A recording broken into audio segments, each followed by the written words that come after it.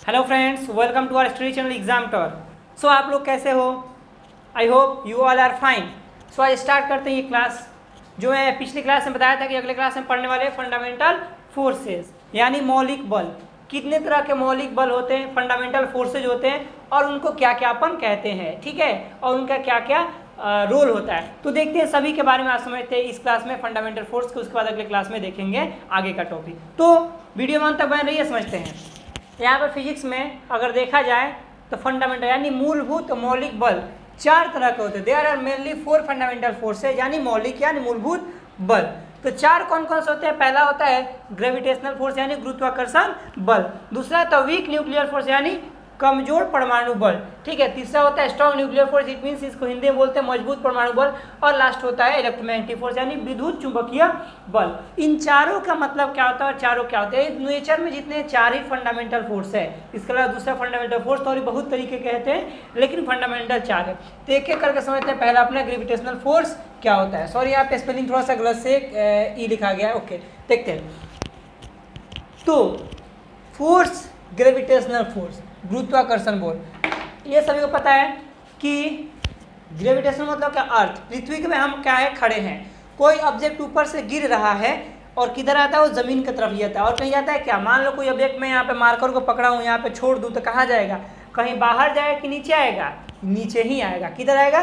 पृथ्वी की तरफ आएगा। इसके रीजन कौन होता है? कुछ ना कुछ तो फोर्स लग रहा है। यानी मैंने पिछली वीडियो में क्या बोला, पिछली क्लास में क्या बोला कि कोई भी ऑब्जेक्ट का पोजीशन चेंज हो रहा है या कोई भी इफेक्ट हो रहा है, पोजीशन चाहे वेलोसिटी या शेप साइज कुछ भी अगर चेंज हो रहा है, इट मीन्स उस पर कोई ना कोई फोर्स लग रहा है। तो यहाँ पे भी ये ऑब्जेक्ट मैंने यानी मार्कर मैंने यहाँ पे छोड़ा तो इसका पोजीशन तो चेंज हो रहा है। क्यों? ये ऑब्जेक्ट नीचे की तरफ आ रहा है, इट मीन्स इस पर कुछ ना कुछ फोर्स यानी बल लग रहा है। अब ये कौन सा बल लग रहा है? मैंने तो इसको धक्का नहीं दे रहा, ऊपर से कोई पकड़ के तो खींच नहीं रहा है, कोई ऊपर से धक्का दे नहीं रहा है। कुछ ना कुछ नेचर में ऐसी फोर्स है जिसकी वजह से क्या हो रहा है, ये मेरा मार्कर या कोई भी ऑब्जेक्ट नीचे की तरफ आ रहा है। तो उसी फोर्स को जानने के लिए, समझने के लिए हमारे महान साइंटिस्ट न्यूटन साहब ने एक बार पेड़ के नीचे बैठे थे। तो बच्चों का बहुत इस पर थोड़ा सा दुख होता है बच्चों को कि क्यों सेब जमीन पे गिरा, उनके सर पे गिर जाना चाहिए था। तो ये दुख की भी बात है थोड़ा, लेकिन खुशी की बात यह है कि अगर वो ना होते तो आज हम इस फिजिक्स की दुनिया में ना होते, हम फिजिक्स नहीं समझ पाते क्या होता है, फोर्स क्या होता है, और हम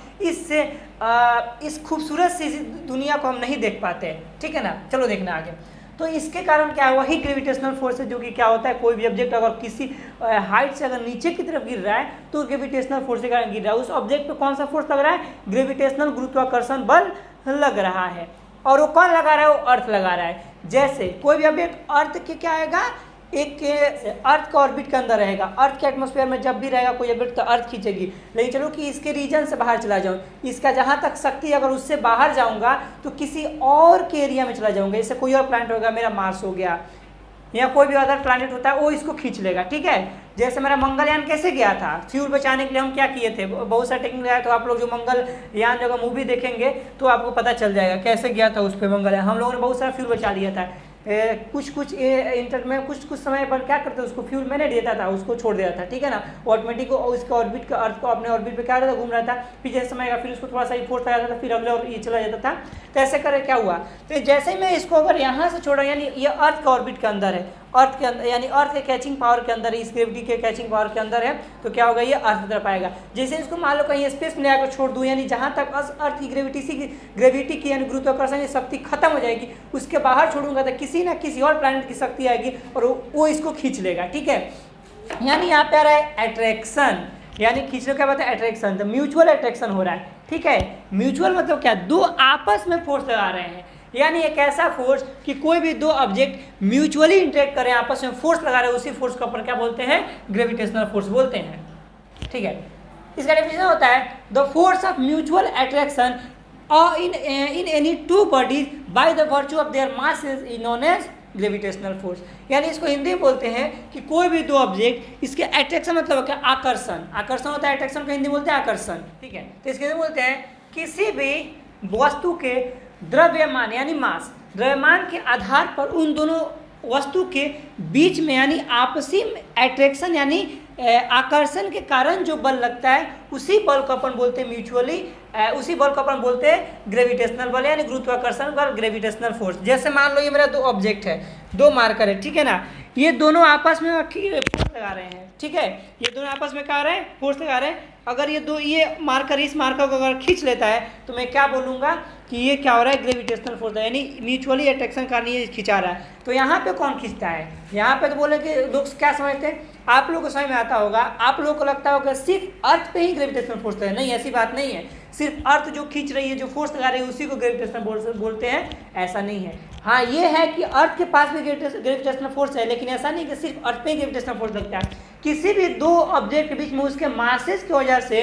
उसके द्रव्यमान यानी वजन की वजह से जो फोर्स लगता है, आपस में म्यूचुअली इंटरेक्शन वाला फोर्स लगता है, उसी को अपन ग्रेविटेशनल फोर्स बोलते हैं। सिंपल सा दो अगर मार्कर है, अगर यही दो मार्कर आपस में क्या लगा रहा है, फोर्स लगा रहे हैं, एक दूसरे को खींच रहे हैं, ये भी क्या है, ग्रेविटेशनल फोर्स है। तो यहाँ पे देखते हैं मेरी पृथ्वी में कौन सा फोर्स लगता है, तो क्या है, सूरज है और पृथ्वी है। सूरज और पृथ्वी यानी सन और अर्थ के बीच में म्यूचुअल अट्रैक्शन लग रहा है, इसमें यहाँ पे म्यूचुअल अट्रैक्शन लग रहा है। तो सन और अर्थ यानी सूर्य और पृथ्वी के बीच में म्यूचुअल अट्रैक्शन हो रहा है, यानी आपसी आकर्षण हो रहा है। इसके कारण यहाँ पे ग्रेविटेशनल फोर्स लगता है, जो कि क्या होती है, पूरा सन के चारों तरफ घूमती है। कौन, अर्थ। अगर यहाँ पे ग्रेविटेशन नहीं होता है, म्यूचुअल अट्रैक्शन नहीं होता, तो क्या होता, अर्थ उसके चारों तरफ नहीं घूमती, कहीं दूर चली जाती। जैसे अगर कभी ऐसा हो कि मान लो ग्रेविटेशन खत्म हो जाए, इसका अट्रैक्शन खत्म हो जाए, तो पृथ्वी कहाँ जाएगी किसी को कुछ पता नहीं है, मूव करते रहते कहाँ जाएगी। तो ये होता है ग्रेविटेशनल फोर्स। तो मैं बहुत ज़्यादा थोड़ा डीप में बता दिया। तो अब आगे देखते हैं वीक न्यूक्लियर फोर्स क्या होता है।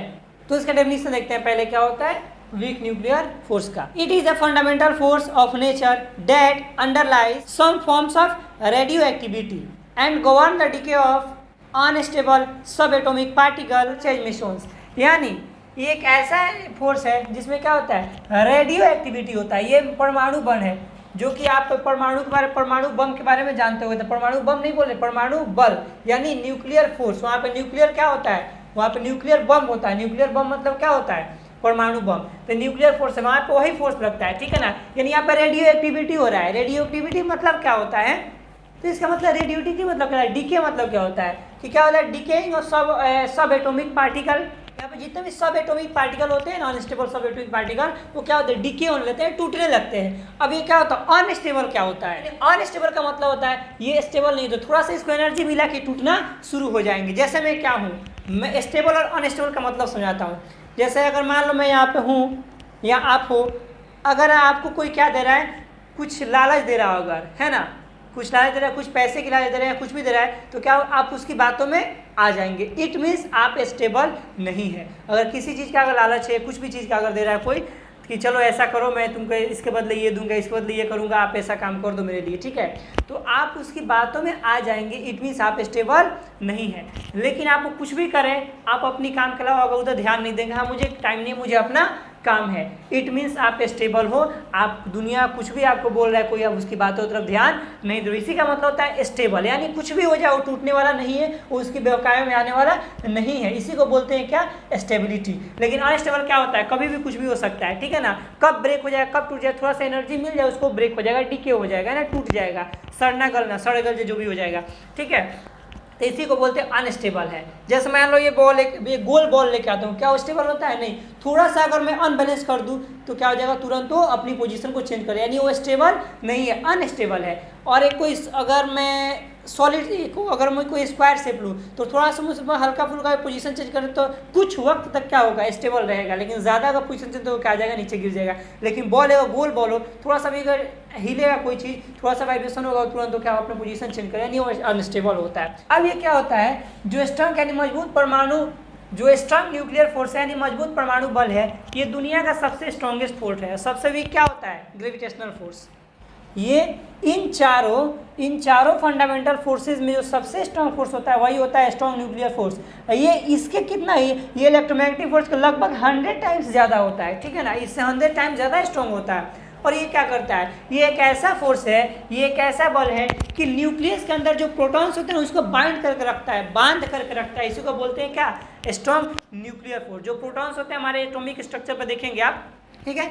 जैसे मान लो मैं अगर एटॉमिक स्ट्रक्चर पढ़ूंगा तो देखूंगा क्या होता है कि हमारे, जैसे ये मान लो इलेक्ट्रॉनिक कॉन्फ़िगरेशन पढ़ रहा हूँ, तो एक मेरा न्यूक्लियस है, ठीक है, यहाँ पे P+N होता है और यहाँ पे साइड में इलेक्ट्रॉन घूमते रहते हैं। पता है आप सभी को, इलेक्ट्रॉन ये है 2, उसके बाद 8, ऐसे करके क्या होता है इलेक्ट्रॉनिक कॉन्फ़िगरेशन देखेंगे, यानी ऑर्बिट्स देखेंगे तो ये ऑर्बिट पे घूम रहा है। लेकिन जो प्रोटॉन और न्यूट्रॉन कहाँ होते हैं, एटम जो होता है हमारा उसके न्यूक्लियस में होते हैं। कहाँ पे होते हैं, न्यूक्लियस में होते हैं। तो यही एक ऐसा फोर्स है जो कि इन प्रोटॉन को और न्यूट्रॉन को उसके न्यूक्लियस में बांध करके रखता है और इलेक्ट्रॉन कहाँ घूमते हैं, उसके ऑर्बिट को घूमते हैं किसी भी एटम के, ठीक है ना। कोई भी ऑब्जेक्ट का एटम हो, कोई भी एलिमेंट का क्या हो एटम हो, उसी के अंदर जो ये होता है बांध करके रखता है। इसको बोलते हैं अपन स्ट्रॉन्ग न्यूक्लियर फोर्स। अगर ये इतना स्ट्रॉन्ग नहीं रहता तो क्या होता है, प्रोटॉन वहाँ पर न्यूट्रॉन रहते नहीं, ये इलेक्ट्रॉन जैसे घूम रहा है ये बहक जाता है। अगर हम रिएक्शन कराते थे ही ना, बहकता है और कहीं जाकर दूसरे के साथ मिलकर रिएक्शन कर जाता है, ठीक है ना। आप जो पढ़ेंगे क्लास 11, 12 वगैरह में पढ़ेंगे तो देखेंगे वो इलेक्ट्रॉनिक कॉन्फ़िगरेशन कैसे ये कार्बन कंपाउंड्स वगैरह पढ़ेंगे, आप इलेक्ट्रॉनिक कॉन्फ़िगरेशन पढ़ेंगे तो पता चलेगा कितना क्या करते हैं, कौन सा इलेक्ट्रॉन किस में आता है, कौन सा इलेक्ट्रॉन क्या मिलकर बनता है। जैसे आप CO2 का देखते हैं, जैसे बॉन्डिंग बनाते हैं, कैसे बॉन्डिंग बनता है कार्बन डाइऑक्साइड का CO2, यानी 1 कार्बन 2 ऑक्सीजन, कितने बॉन्डिंग बनाएंगे, 2 बॉन्डिंग बनाएंगे, 4 होते हैं ना कार्बन का, O यानी क्या रहा है इसका 2 इलेक्ट्रॉन्स, कौन सा इलेक्ट्रॉन, वैलेंस इलेक्ट्रॉन, वही ना बॉन्डिंग बनाते हैं। ये थोड़ा ऊपर लेवल की बात जा रही है, नहीं बॉन्डिंग कौन बनाता है, वैलेंस इलेक्ट्रॉन, जो आउटर मोस्ट जो ऑर्बिट पे इलेक्ट्रॉन है तो वही के साथ बाउंडिंग बनाते हैं। इसके 4 हैं, इसके 8 है, इसके 6 है, तो 4 ऐसे रह जाएंगे और बाकी 2 बचेगा, वो क्या करें बॉन्डिंग बना देगा। तो देखते हैं आगे, इस पे जाने की जरूरत नहीं है, इतना डीप में जाने की जरूरत नहीं है, मुझे आगे देखना है। तो ये रहा। अब आगे थे इलेक्ट्रोमैग्नेटिक फोर्स।